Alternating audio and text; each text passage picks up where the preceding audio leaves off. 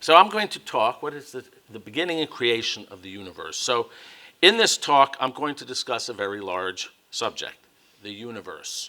And I'm not just going to talk about the beginning and creation. I'm going to was it created? Did it have a beginning? Will it have an end? And does it have a purpose? I'll discuss these questions both from the point of view of traditional Catholic teaching and from the point of view of modern physics and cosmology. So naturally enough, I'll start at the beginning. That is the beginning of the universe. For Christian doctrine, for Catholic doctrine, the fundamental text about the beginning of the universe is the first verse of the Bible. Genesis, something happened. Oh, there you go. In the beginning, God created the heavens and the earth. This verse affirms both that the universe is created by God and that it has a beginning in time. It's quite important to recognize that these are two logically distinct ideas, even though they're tied together by this scriptural verse. Creation refers to the fact that the universe depends for its existence upon God, who is the source of its being. Beginning refers to the universe having a temporal starting point, a first moment, if you will, rather than having a history that stretches infinitely into the past or goes around in a loop. The Catechism of the Catholic Church, in explaining Genesis 1:1, quite properly treats beginning and creation as distinct components of its meaning. So in section 290 of the Catechism, it says, quote, "Three things are affirmed in these first words of Scripture. The eternal God gave a beginning to all things that exist outside of himself. He alone is creator, and the totality of what exists, expressed in the formula, the heavens and the earth, depends on the one who gives it being." Although being created and having a temporal beginning are distinct ideas, many theologians, philosophers, and ordinary people have seen them as connected in a necessary way. For example, some religious people see the presumed fact that the universe had a temporal beginning, a beginning in time, as proving that the universe was created. Some people refer to the Big Bang as the moment of creation. For their part, many atheists, think that if it could be shown that the universe always existed, had an infinite past, or in some other way did not have a first moment in time, it would disprove the need of a creator. It would show that there was no creation. Now, both are making the same mistake of simply identifying a temporal beginning with creation. But as I said, these are distinct ideas, distinct notions. Some analogies will perhaps make this clearer. A piece of music has an internal sequence measured by beats or notes. The beginning of a symphony or a song is the set of notes located first in that sequence. Whereas the creation of the symphony is the thinking up or the conception of the entire symphony in the mind of the composer. The beginning the beginning of the symphony has a location. It's a particular set of notes, it's a particular part of the symphony. But the creation of the symphony is not a part of the symphony. It's something, as it were, that happens in the mind of the composer. And his creative or her creative thoughts have no location in the sequence of the symphony's notes. Similarly, a novel has an internal sequence of words. The beginning of the novel consists of the first words in that sequence, whereas the novel's creation takes place in the mind of the novelist. In other words, you can distinguish between the beginning of or opening of something, which has to do with its internal sequential structure, and its origin in the sense of the ultimate cause of its existence. If someone were to ask why a certain novel exists, so take the novel A Tale of Two Cities. I haven't read it since high school, but I remember it begins with the famous words, "It was the best of times, it was the worst of times." So somebody asks you, why does this novel exist? It would be silly to point to, open it up, point to its first word and say, see, it was the best of times. These words explain the existence of the novel. No, they don't. The existence of the novel, the cause of its being, its origin, is the author, Charles Dickens, right? So, in the same way, it would be silly if someone asks you why the universe exists to point to its first events. No, you point to the author of the universe. And even if a novel did not have first words, you could imagine a novel which went around in a loop. Its plot was circular. In fact, it could even be printed on a circular scroll of paper. Okay? It would, even though it had no first words, it would still have an author. Or a piece of music that was just simply cyclic, like "This is the song that never ends." It doesn't have first words, but it still has a composer, see? So, divine creation in Catholic teaching is the act by which God confers being upon the universe and all that it contains. As St. Thomas Aquinas put it, God is to all things the cause of being, the causa essendi.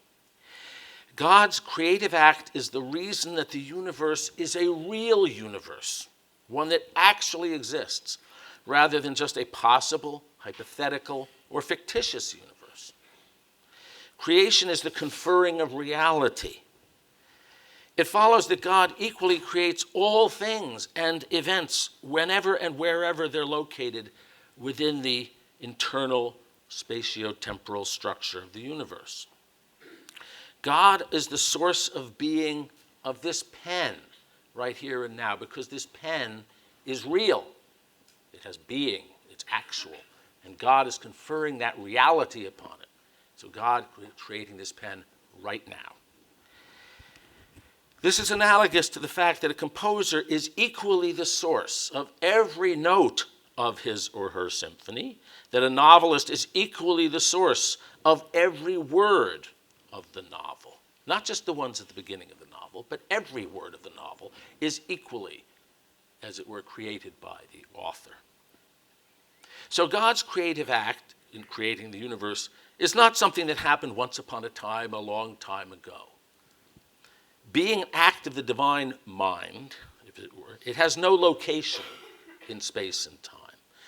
God's creative act, his act of creating, is a single, eternal, that is timeless act by which he wills the existence of the whole universe and all of its parts from its beginning to its end. God is therefore the creator of what is happening here and now, just as much as he is the creator of what happened 13.8 billion years ago. Now, admittedly, Genesis 1:1 speaks of God creating. In the beginning, God created the heavens and the earth. And theological tradition distinguishes between God's act of creating at the beginning from his act of conserving things in existence later on. But Catholic tradition also says that that distinction really only exists in our way of talking and thinking. In reality, there's just one divine act by which God creates and conserves, gives being to all that exists at all times and places. So that's the traditional Catholic understanding of creation, what divine creation means. So you can see from it that physics actually can have nothing to say about the creation of the universe. But it might, even though it might be able to tell us whether the universe had a beginning, a temporal beginning and about the physical events that happened at or near that temporal beginning. That's what physics can tell us, may be able to tell us. Now, some religious people have the notion that the events at the temporal beginning of the universe, say near the Big Bang or at the Big Bang, must have been miraculous in the sense that they can't be described by science, or that they violated the laws of physics. One hears this all the time. And this notion may be due in part to the fact that cosmologists often speak of the universe having an initial singularity. How many of you have heard this expression, the universe had an initial singularity? Now, if one attempts to describe the evolution of the universe at its earliest moments, using Einstein's theory of gravity, but ignoring quantum mechanics, you find that there is a first instant of time, that the universe must have had a first instant of time, and that at that instant, various physical quantities would be infinite, such as the density of energy and the curvature of space-time. Because of these mathematical infinities at that initial point, the laws of physics would break down. Okay? And that's why it's called a singularity. However, it is known that it is not valid to ignore quantum mechanics when you're talking about the events near the Big Bang and when the energy densities and curvature are very large, that you have to take quantum mechanics into account. And even though nobody really knows quite how to do that at the moment, it is believed, for very good physics reasons, that if you did take quantum mechanics into account in describing events near the Big Bang, there would be, and so you gave it an adequate, a correct physical description, you would find that there was no singularity, that nothing became infinite. The energy density, the curvature of space-time would not be infinite, and that the laws of physics would apply there just as everywhere else. So the singularity is an artifact of not describing the events near the Big Bang in a proper way. It's generally believed that by many physicists that it wasn't a singularity at that time. So the laws of physics probably, that's what most physicists think, probably applied at the beginning as everywhere else. Now, as far as theology goes, there's no reason to expect otherwise. Just as you would expect the first sentences of a novel to obey the rules of grammar and syntax of whatever language it was written in, just as much as the later sentences of the novel, you would expect that the laws of physics would apply to the beginning events of the universe as to all the later events. Now, that in no way is an argument against God. If you have a novel and somebody tells you that the first sentences of the novel obey the laws of grammar, like the later sentences, that's not an argument that the novel had no author. And in the same way, if someone tells you that the universe, the first events in the universe obey the same rules, same mathematical rules as the later events, that's not an argument that the universe has no author. And yet, many atheists make exactly this argument. They say that if the laws of physics can describe adequately the beginning of the universe, then that's an argument against God. This argument was made by Stephen Hawking toward the end of his life. Now, he quite reasonably suggested that the full equations of physics, once we know what they are likely to both require the universe to have a big temporal beginning and to describe the events that occurred at that beginning. That's quite reasonable. But he went on to assert that this would render a creator superfluous. The first thing that needs to be said about this is that Hawking was making the very mistake we've been talking about, namely confusing creation with beginning. But there's another reply, and strangely enough, it was given by Hawking himself many years earlier. In his 1988 bestseller, A Brief History of Time, Hawking, let's see if I have this here. Hawking noted that a theory of physics is, quote, just a set of rules and equations, and then went on to ask, quote, what is it that breathes fire into the equations and makes a universe for them to describe?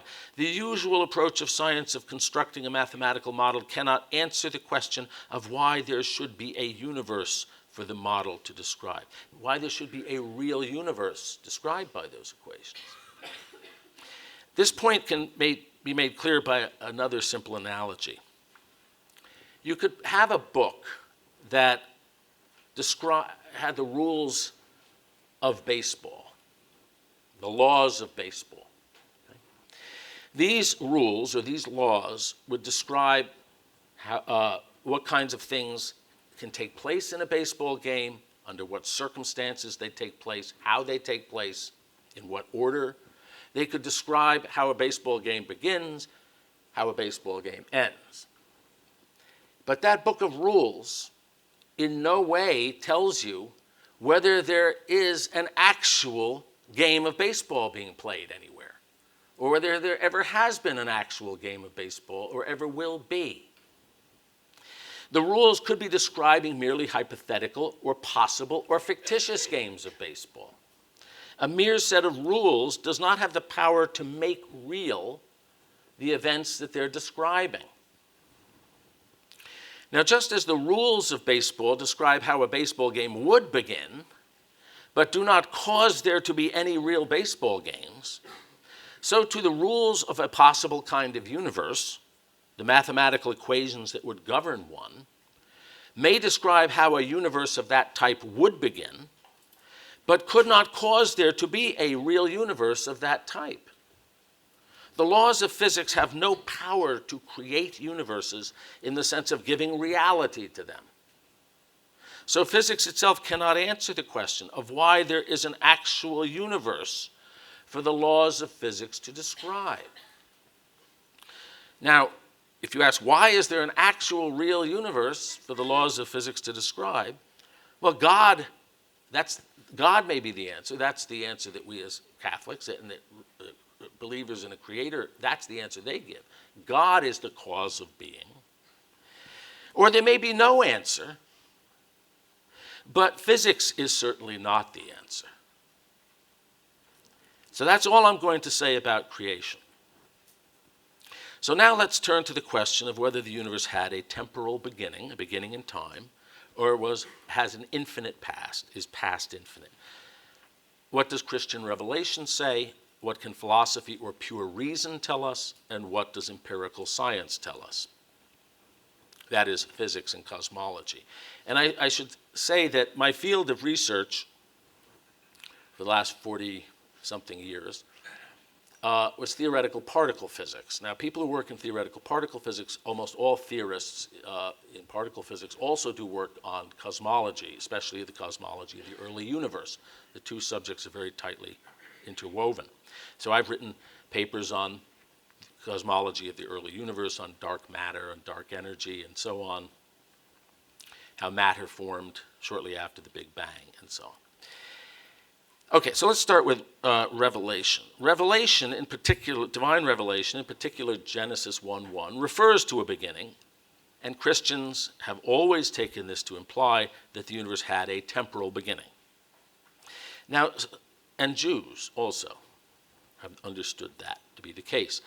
Now, in antiquity, some pagans mocked the idea that the Jewish and Christian God had created the universe a finite time ago.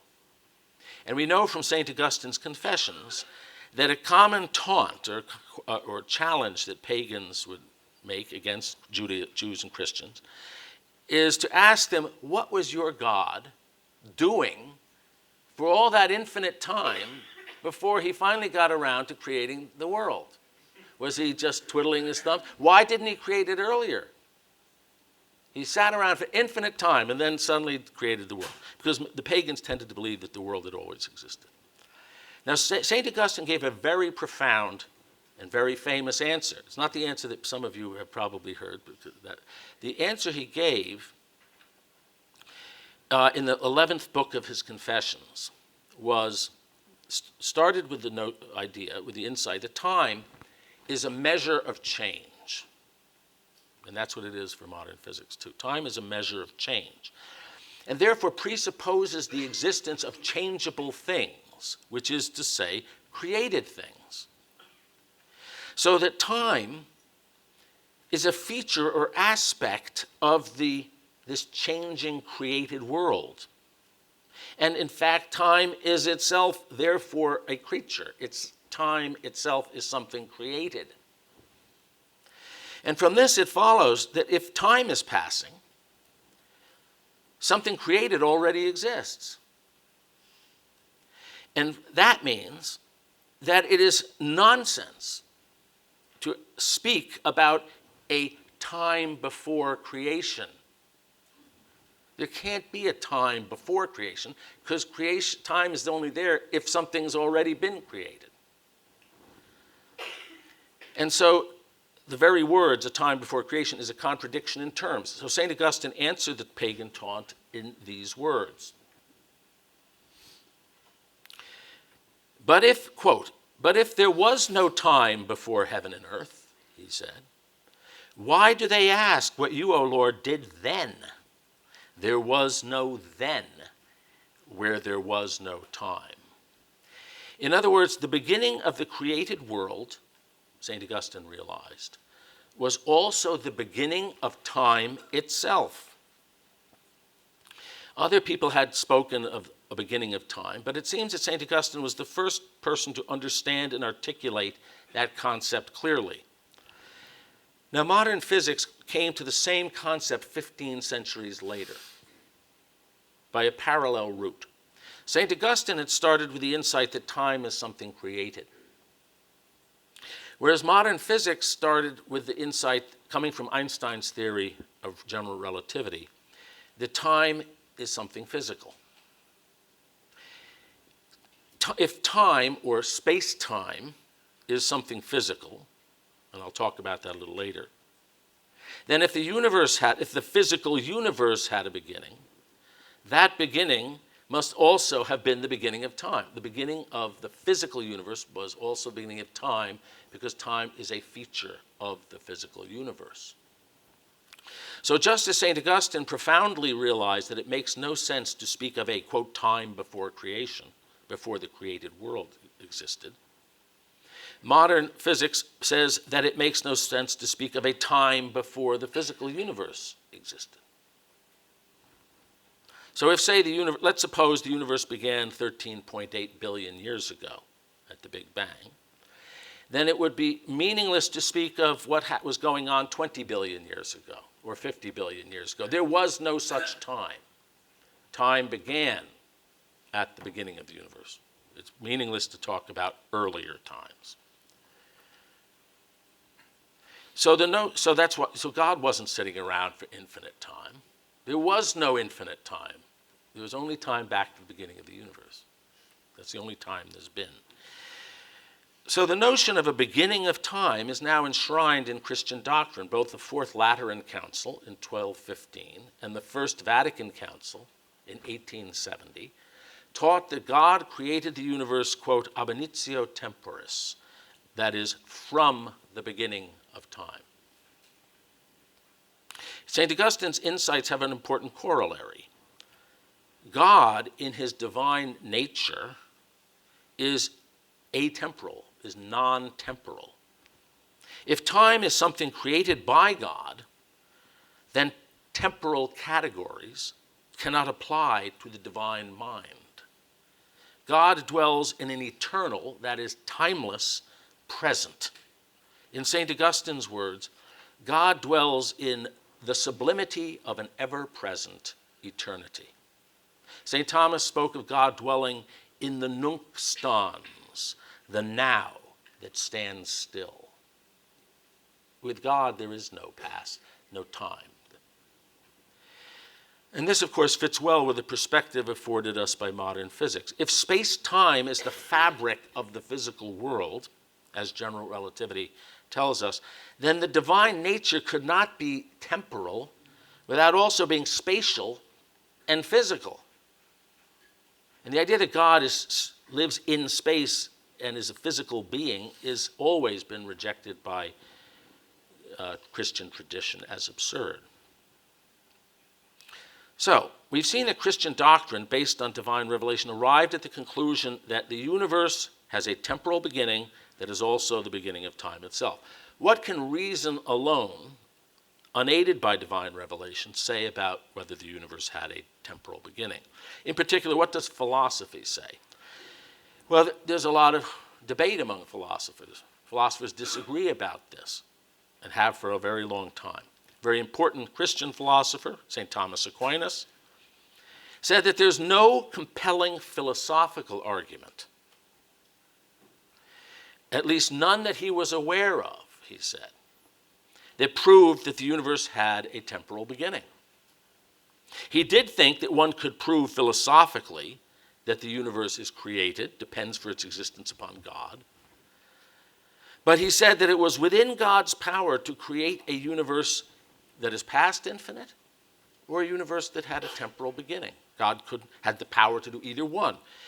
We know by revelation that, in fact, he said God chose to create a universe with a temporal beginning.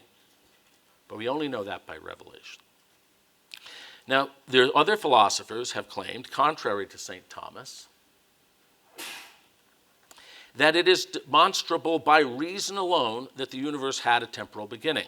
This is claimed, for example, by the proponents of the so-called Kalam argument for the existence of God, the most well-known proponent of which is perhaps the Protestant philosopher and apologist William Lane Craig. Also, my friend Father Robert Spitzer is fond of the Kalam argument. You may find it in his book.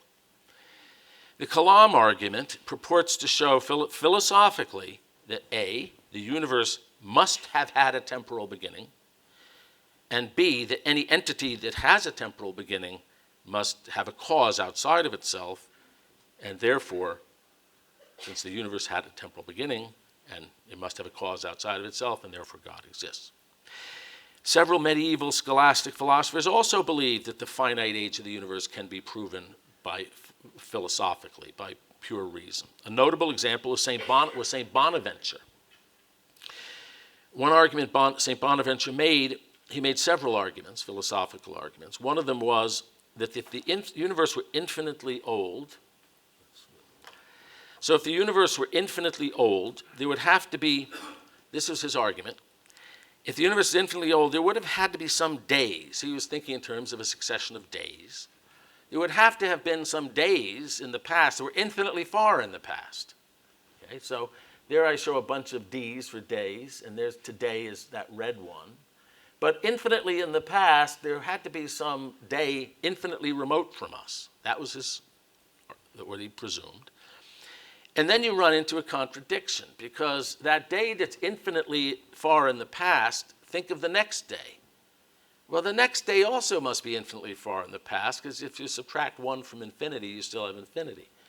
And then you wait another day passes. That's still infinitely in the past, because infinity minus 2 is still infinity.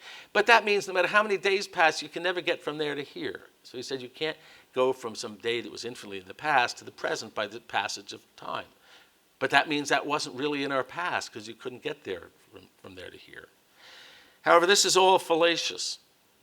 And the fallacy lies in this. The past can be infinitely long, even if every particular past day is finite distance into the past. That sounds paradoxical, but it's simply something that's to mathematicians obvious. So think about the natural numbers, the counting numbers, 1, 2, 3, 4, 5, etc. Every particular counting number is finite, and yet there's an infinite number of them. So if the universe were infinitely old, every particular time in the past is a finite time in the past, and yet there's an infinite stretch of time. So there's no contradiction. That's something that people nowadays are familiar with, mathematicians, because a lot of thinking was done, rigorous thinking about infinity in the 19th century. Amazingly enough, St. Thomas Aquinas, very impressively, Thomas Aquinas saw through the fallaciousness of this argument. And there were other arguments St. Bonaventure used, which I won't go into, and they're all fallacious. And St. Thomas, because he was a genius, saw that these arguments were fallacious arguments. So St. Thomas was not convinced by any of them. He said philosophy, as far as he could tell, could not make any conclusion about whether the past was infinite or finite. Now, what about physics or science? Until modern times, science really could say nothing about whether the universe was infinitely old or had a beginning in the past. But however, this changed in modern times. In the 19th century and early 20th century, science made a number of discoveries that seemed to bear on the question. And most of those discoveries seemed to go against the idea that the universe had a beginning. For example, in Newtonian physics, it seemed natural to assume that the time stretched infinitely into the past and future, just as space stretches infinitely in all directions. In the middle of the 19th century, physicists discovered the law of conservation of energy, which says that energy cannot be created or destroyed, but only changed from one form to another. And chemists discovered that atoms are never created or destroyed in chemical reactions. So it began to appear that matter, energy, space, and time had always existed and always would. That began to appear to be the case in the late 19th century, at least. And so you find the Nobel Prize-winning chemist Svante Arrhenius saying, quote, "The opinion," this is in 1911, "the opinion that something can come from nothing is at variance with the present-day state of science, according to which matter is immutable." And the Nobel Prize-winning physicist Walter Nernst declared, "To deny the infinite duration of time," meaning into the past and the future, "would be to betray the very foundations of science." Okay? Now, of course, it was realized back then, more than 100 years ago, that the Earth must have had a beginning, because the inside of the Earth is still hot, and it would have cooled off if the Earth had been infinitely old. So people knew the Earth had a finite age. And some people argued, even back then, that the second law of thermodynamics, which I'll talk about a little later, some people argued that that showed that the universe itself must have had a beginning. But it was hard to make scientific sense of a cosmic beginning. And the view began to prevail among scientists, at least those who were not religious, that the universe had always existed, and that the idea of a cosmic beginning was really a relic of outdated religious mythology and contrary to modern science, as you can see from these statements. But thinking on the subject took a dramatic turn early in the 20th century. It started with Einstein's theory of gravity, which is called general relativity, which is published in 1916. In Einstein's theory, space and time form a four-dimensional manifold, which one can think of as a physical fabric that can bend and ripple in response to the matter and energy that fill it. In the 1920s, a Russian mathematician named Alexander Friedmann and a Belgian theoretical physicist named Georges Lemaitre, who was also a Catholic priest, showed independently of each other that the equations of Einstein's theory of gravity could describe a universe that is expanding. So that was Friedmann and Lemaitre. That is not just a universe in which matter is moving apart from each other, from itself, through space. That's not what the expansion they're talking about is. Matter simply moving through space, away from other matter. But the space of the universe is actually stretching to make the universe bigger and to make things move apart from each other. Now, Lemaitre was also, Friedmann died in the late 20s and sort of left, was no longer involved in these developments. But Lemaitre was aware of astronomical observations that showed that distant galaxies are in fact moving away from us.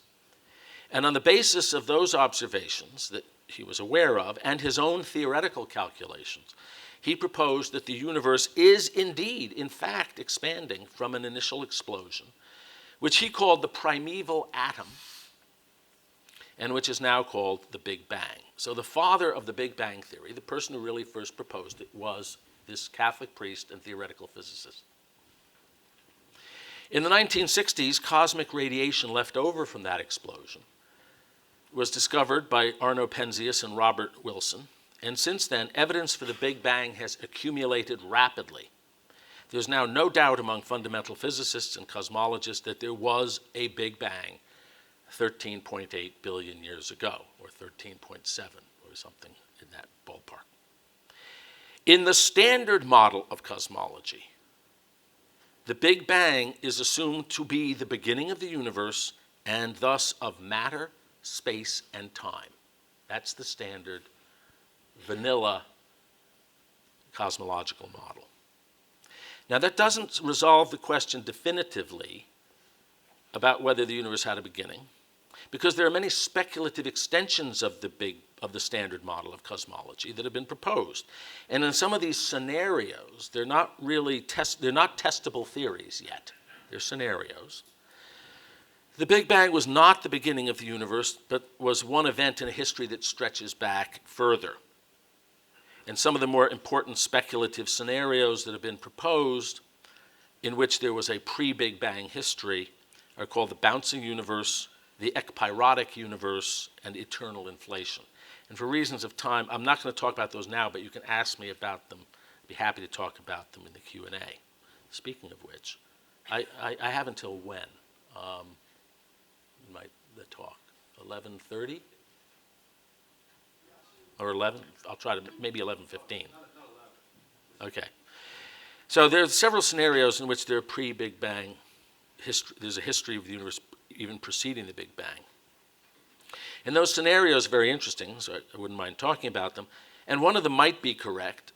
Nevertheless, there are strong theoretical reasons to think that even in such scenarios, the universe as a whole probably would have had to have had a beginning. Maybe not at the Big Bang, but at some point, it probably had to have a beginning. And there are two reasons for this. The more fundamental reason is this second law of thermodynamics that I mentioned. The second law of thermodynamics says that entropy, which is a mathematical measure of physical disorder, always increases on the whole. And that's what causes physical systems to run down, to wear out, to decay. Okay. And it's what causes us to be mortal. It's the second law of thermodynamics that makes so-called perpetual motion machines. People always are trying to invent a machine that would run forever. You can't do it according to the second law. It's impossible, because all machines are going to run down at some point. And that's, in essence, the point is this. If the universe had lasted for infinite time, it itself would be a kind of perpetual motion machine. So it would really go against the second law of thermodynamics. The second reason the universe probably had a beginning, finite time in the past, is a theorem proved in 2003 by the physicist Arvind Borta, Alan Guth, and Alexander Vilenkin. The Borda-Guth-Vilenkin theorem. Father Spitzer is very fond of this theorem. And what it says, roughly speaking, is that if you have a universe which on the whole is expanding, on average has been expanding throughout its life, and you trace the history of back in time, you trace the history of any object in the universe back in time, you have to come either to a beginning of time or to an era where classical concepts of time no longer apply because of quantum mechanical effects, where the very notion of time and space break down. And for this, so this suggests that you had to have a beginning of time. Now, for these and other reasons, this theorem and also the second law, of thermodynamics, it's turned out to be very difficult to construct reasonable and viable mathematical models of a past infinite universe. So even though we can't be certain from a scientific point of view, from the current scientific evidence, we cannot be certain that the universe had a temporal beginning, it nevertheless seems most likely that it did, given everything we know at the present time. Okay, so this can be seen as a vindication of Jewish and Christian revelation. The idea of a cosmic beginning was mocked by ancient pagans as absurd and rejected by many modern atheists as unscientific. Nevertheless, it now appears to be most probably correct. It was the beginning of which Genesis spoke, there seems to actually have taken place. You might ask why that's important theologically.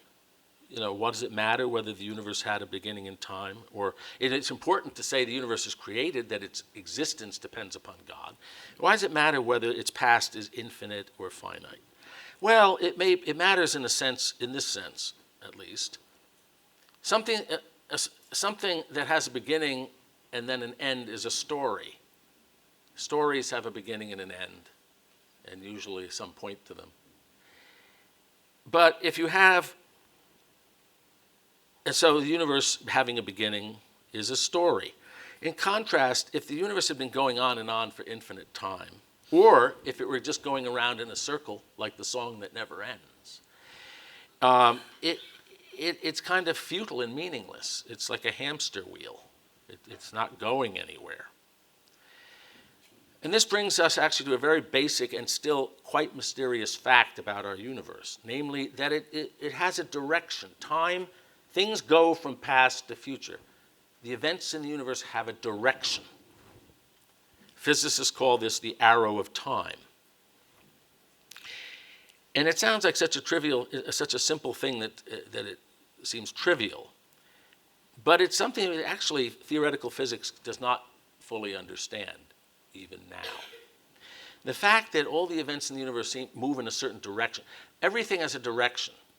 Water spills, you never see it unspill.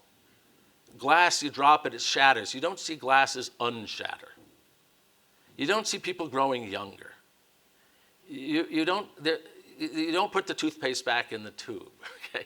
Things go in one, that's called thermodynamic irreversibility. Things go in one direction, for the most part. And that's because of the second law of thermodynamics. You always are going from more order to more disorder. Okay. Shatter the glass is orderly, it shatters, it's disorderly. That's why you never see shattered fragments jumping off the floor and reassembling into a glass. So the directionality of time is deeply connected to the second law of thermodynamics. The universe started with very great order and is getting more and more disorderly in the sense as time goes on. But what's not understood at the present time is why the universe started in such an orderly condition. That is not yet understood by physics. But anyway, whatever the reason for it, it's certainly a fact about our universe that is theologically important. The fact that there is a direction to events, that there's a past, present, and future, is important theologically because it means that we creatures can engage in meaningful activity. Okay? Our whole life depends on this, if you want to say flow of time. You can say that, though physicists don't like the idea that time flows, but events flow. Okay? All right, so let me ask whether the cosmos has a purpose or a point. Now, an answer to this that has seemed reasonable and even obvious to many people is that the point of the universe is primarily, this is Catholic teaching, is primarily to manifest God's glory. But it's also to give rise to and be a habitat for beings such as ourselves. Human beings are, after all, the highest productions of nature that we know about. There may be rational beings elsewhere in the universe, but at least on Earth, we are the highest. And yet the discoveries of modern science have led some to conclude that we are a fluke. Bertrand Russell wrote that the human race is merely, quote, a curious accident in a backwater of the universe. And the Nobel Prize-winning physicist Steven Weinberg famously wrote in his popular book, The First 3 Minutes, written in 1977, "It is almost irresistible for humans to believe that we have some special relation to the universe, that human life is not just a farcical outcome of a chain of accidents, but that we were somehow built in from the beginning. It is very hard for us to realize that we are just a tiny part of an overwhelmingly hostile universe. The more the universe seems comprehensible, the more it also seems pointless." In the 40 years since Weinberg wrote that, much has been learned that undercuts his claim. In particular, it has been found that the laws of physics as we know them and the very structure of the cosmos give every appearance of having been crafted to make complex organisms such as ourselves possible. Physicists have asked them, and chemists, physicists have asked themselves how the universe would have turned out had the laws of physics been slightly different in various ways. For example, what if certain particles had slightly different mass, or certain forces slightly different strength? In many cases, what they find is that small changes in the basic laws would have had drastic effects on the way the universe developed that would have made the emergence of life as we know it impossible. Though this was once almost taboo to speak about among physicists, it is now quite widely admitted, even by scientists who are atheists. Stephen Hawking, for example, made no bones about it in his 2010 book, The Grand Design. Edward Witten, one of the top theoretical physicists alive today, in fact, I think most physicists would say he's the greatest physicist of his generation, which is my generation, was once interviewed and he said, among many other interesting things, he said, "There's really a feeling of wonder about the strangeness of the laws." By the way, I should say, Witten calls himself a skeptical agnostic. He's not religious. But he said there's really a feeling of wonder about the strangeness of the laws, because the laws of nature, to the extent that physicists have been able to unearth them, are extremely beautiful and harmonious, but also strange. And there's a second level of puzzlement about why these laws have such delicate properties, just with the physics we already know, that galaxies, stars, and planets roughly like ours could have formed, and that living things roughly like us could have formed, depends on many details of the laws of physics as we currently know them being just the way they are and not being slightly different. I think we'll never resolve the sense of wonder about that. Such fortuitous features of the laws of physics, the features that make it possible for life to exist, are often called anthropic coincidences. Some people talk about the anthropic principle. It's a terrible term. We're stuck with it, but I would frankly avoid it if possible. Anthropic coincidences. And there are many examples. I talk about a dozen of them in my book, Modern Physics and Ancient Faith, in great depth. But there are many examples, and some of them are quite famous. So in the previous talk, you remember there's a nucleus called deuterium. Not much of it around anymore, but it played a vital role in the formation of all the other elements. The elements in the universe, the chemical elements were formed in a step-by-step process of taking small nuclei and sticking them together by nuclear fusion to make bigger and bigger nuclei. So you started with the smallest nucleus of all, which is hydrogen, or proton, and you stuck two of them together to form deuterium, and in the process, one of them turns into a neutron. So you end up with a nucleus made of a proton and a neutron. That's a two-particle nucleus. That's a vital stepping stone to form all the bigger ones. If you can't form deuterium, you can't form anything bigger. It turns out deuterium is very weakly bound. It just barely hangs together. What holds nuclei together is a force called the strong force. There are four known forces. There's electromagnetism, which is considered one force. There's the strong force that holds nuclei together. There's something called the weak force. And then there's gravity. Now, suppose the strong force were just a little bit weaker than it is in our universe. Suppose it was, say, 25% weaker. It turns out that wouldn't have been enough to hold deuterium together. And that vital first stepping stone on the way to all the heavier elements would not have been there, and we'd have a universe with just hydrogen and nothing more. So 25% reduction in the strength of the strong force, disaster, no life. It can be argued it's more complex and it's not quite as rigorous, but if you'd made this, if the strong force had been somewhat stronger than it is, other radical changes would have happened in the universe. It probably would have made life impossible. There's another famous example. The nucleus of carbon, the carbon-12 nucleus, has a certain energy level or excited state. And if that level had been only a few percent higher or lower in energy, you would have had almost no carbon formed in the universe and almost nothing heavier than carbon, oxygen, and so on. So that energy level of the carbon-12 nucleus has to be right where it is, within a few percent, or there's nothing, no carbon and nothing heavier, and again, almost certainly no life, at least life based on chemistry. Another example, which is actually I had something to do with, has to do with the Higgs field. You've all heard of the Higgs boson. Well, there's something called the Higgs field, and the strength of the Higgs field is something which in the jargon of the field is called the Higgs vacuum expectation value. And it's denoted by the symbol V, small v. It turns out that if this V, this Higgs vacuum expectation value, it has a vast range that is allowed to be mathematically, but it has to be in this very tiny sliver. Its value has to lie within a very narrow range where you can argue very persuasively that there wouldn't be any life in the universe. Of course, it does lie in that range because we're here. So it had to be right in the right place.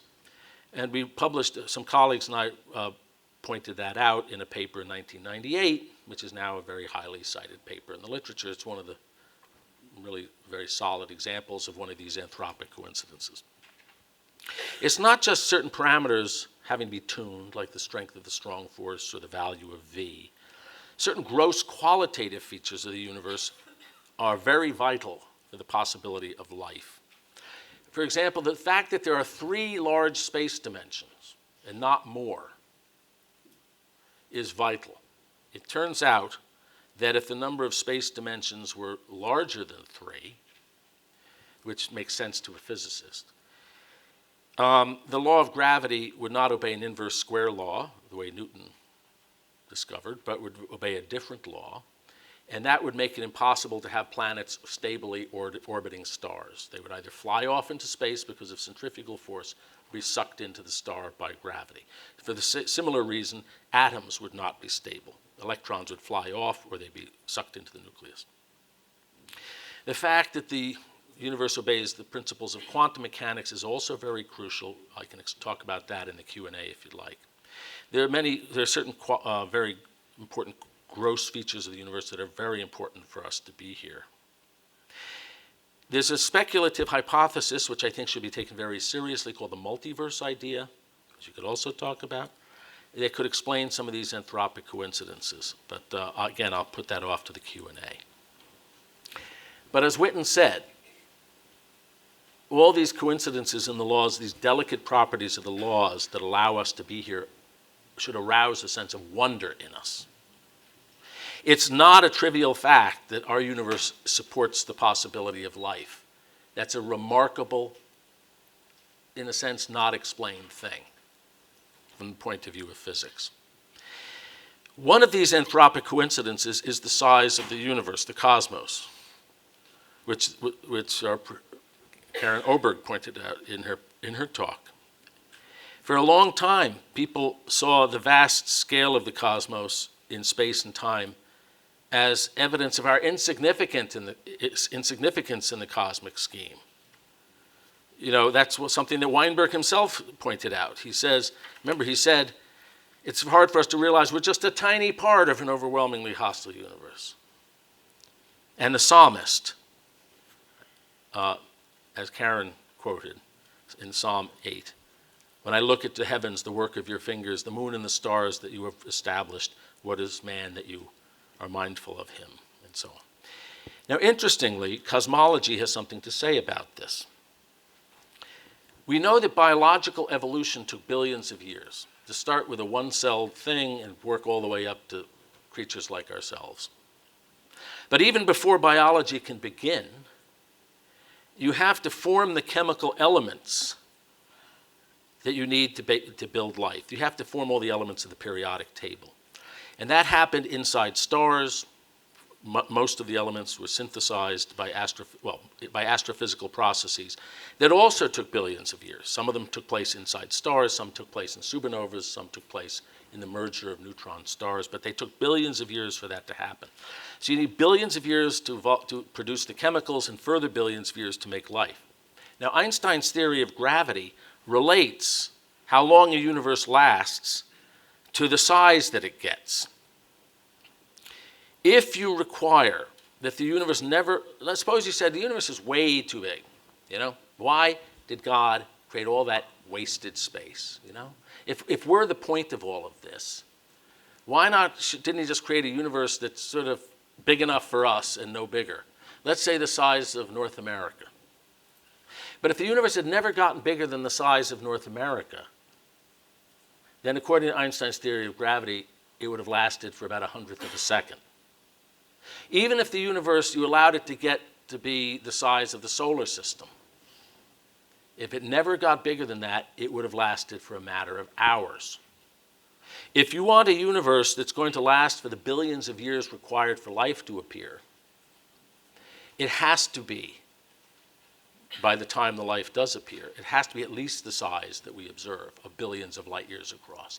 So, the vastness of the universe's size, of its size in space and in time, is a prerequisite for our being here. So in a sense, it points to us. It's not a sign of our insignificance. It could more reasonably be taken to be a sign of our significance. And so I think I'm going to stop. I have a section called Will the Universe Come to an End? And I'm going to stop here and say, come back, stay tuned for a future episode. You'll find out. I'll give you the quick answer. According to many texts in the Bible, the universe is going to come to an end. So Psalm 102, long ago you laid the foundation of the earth, and the heavens are the work of your hands. They will perish, that's heavens and earth, will perish, but you endure. They will all wear out like a garment, yet you change them like clothing, and they will pass away. Christ himself said, oops, did I go too far? Christ himself said, heaven and earth will pass away, but my words will not pass away. St. Paul in Corinthians, 1 Corinthians, the present form of this world is passing away. The first letter of John, and the world and its desires are passing away. The second letter of Peter foretells the present heavens and earth will have been reserved for fire. The heavens will pass away with a loud noise, and the elements will be dissolved with fire. Well, according to physics, the universe will pass away in one of two ways, as far as our present understanding tells us. Either the universe's expansion will someday reverse, slow down, and then reverse and collapse, ending in what would be called the Big Crunch. So Big Bang, followed by ending in a big crunch, at which time, presumably, time itself will end. Or the universe will expand forever, and in which case it gets colder and colder. All the stars will burn out eventually. All usable energy will be used up. the universe will become closer and closer to absolute zero. It'll be big, dark, cold, and empty, and devoid of life. So one way or another, the universe is, as a place habitable by us, is coming to an end.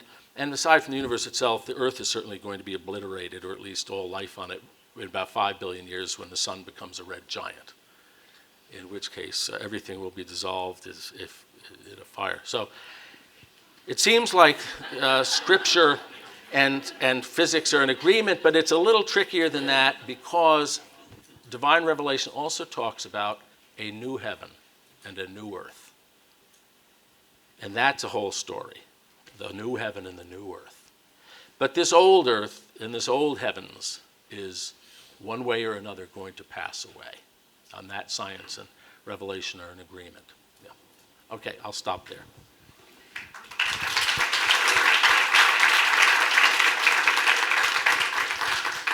So I think we have about 15 minutes for question and answer, and we'll start over here.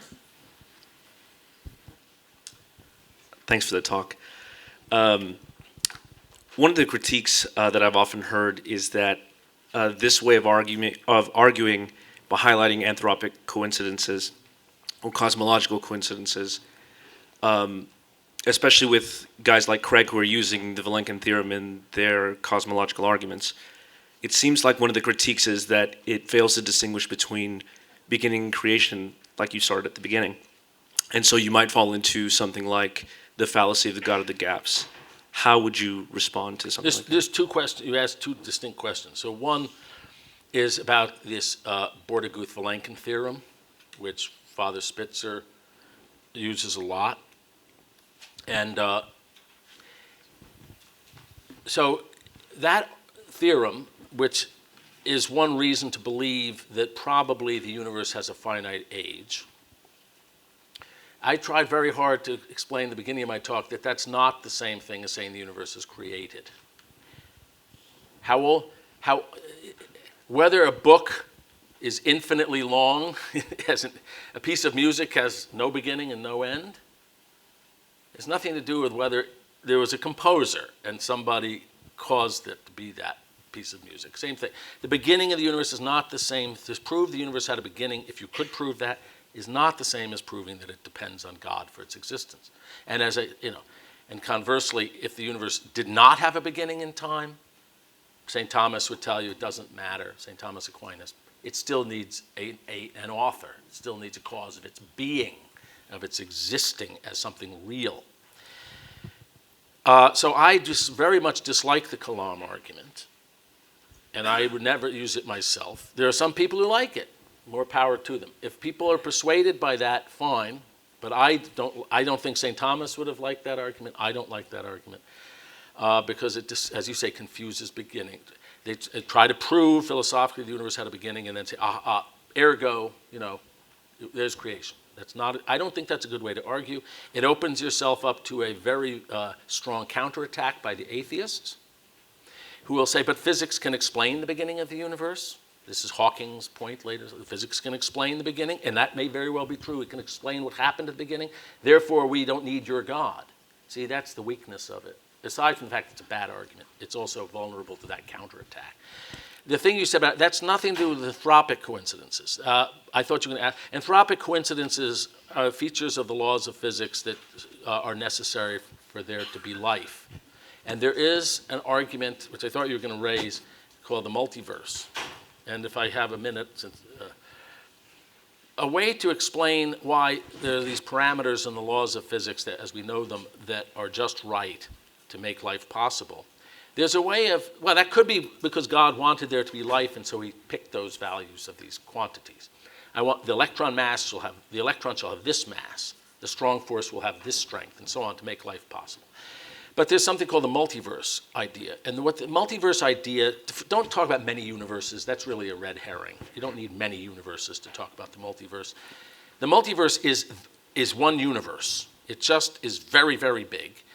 And in very parts of the universe very far from each other, out of sight of each other, certain things we used to think as constants of nature, to be constants of nature, actually take different values. So we used to think that the electron has the mass of the electron is a constant of nature. But imagine that it's not, and that it has one value here, another value there, and it has all possible values in different parts of the universe. And the strength of the strong force. It has one value here, different values in other places. Well, if all these quantities are varying from place to place, there's bound to be some place. If the universe is big enough, there are going to be some places where all these quantities have just the right values to make life possible. And that's where we are.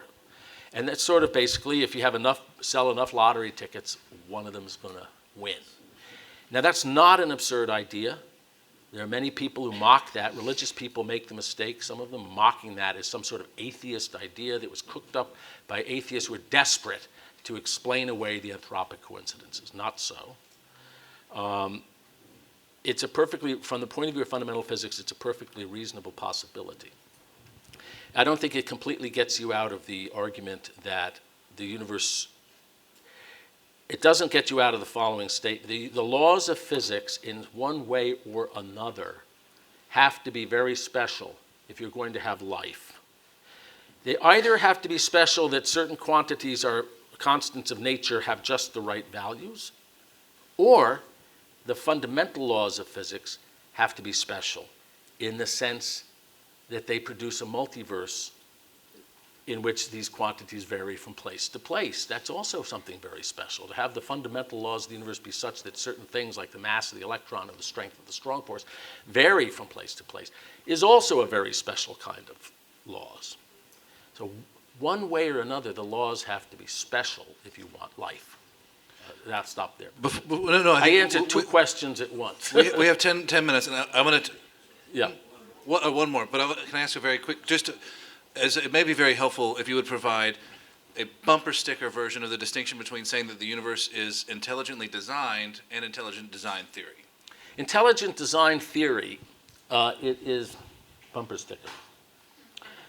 They're trying to look at certain tangible phenomena, like the structure of a living thing, and saying that had to be assembled sort of in some direct way by God to produce that complex thing. Whereas we know they arose by natural processes, and natural selection crafted those complex structures. So they're trying to substitute for a natural process of evolution and say that can't work. So God had to step in and sort of by hand arrange things. I'll talk about this actually in a later talk, okay? Great. And arrange these structures by hand. One final... But saying the universe, but there's an argument, and again, I'll talk about this in my third talk. It's very different from saying that God designed the ultimate laws of physics. Because physicists do not believe, by and large, almost none, that the intricate structure of the fundamental laws of physics is something that arose by a natural process. Most physicists, almost all of them, believe that the ultimate laws of physics are what they are and what they always have been. And their intricate structure didn't arise by some natural process of evolution. The fundamental laws are what they are.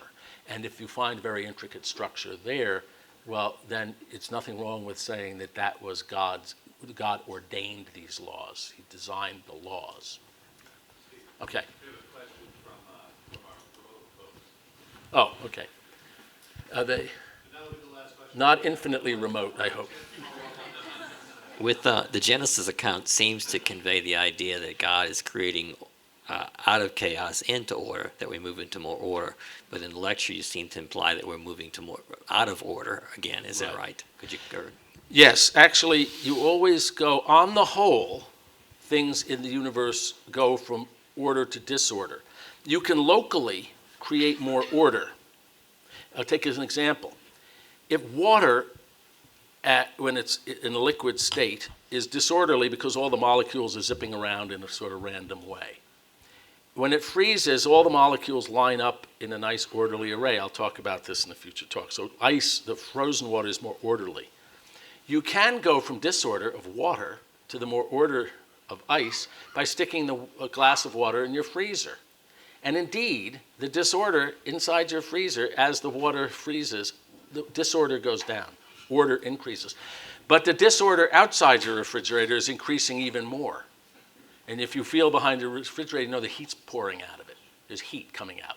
And so your kitchen's becoming more, disorder always wins. On the whole, you can locally create more order. That happens also when life evolves. You get more orderly structures, but at the expense of more disorder elsewhere. Okay? And so the universe, since you always on the whole go from order to disorder, you had to start in a very orderly condition. And as I said, nobody really understands why the order was so great at the time of the Big Bang. All right, please join me in thanking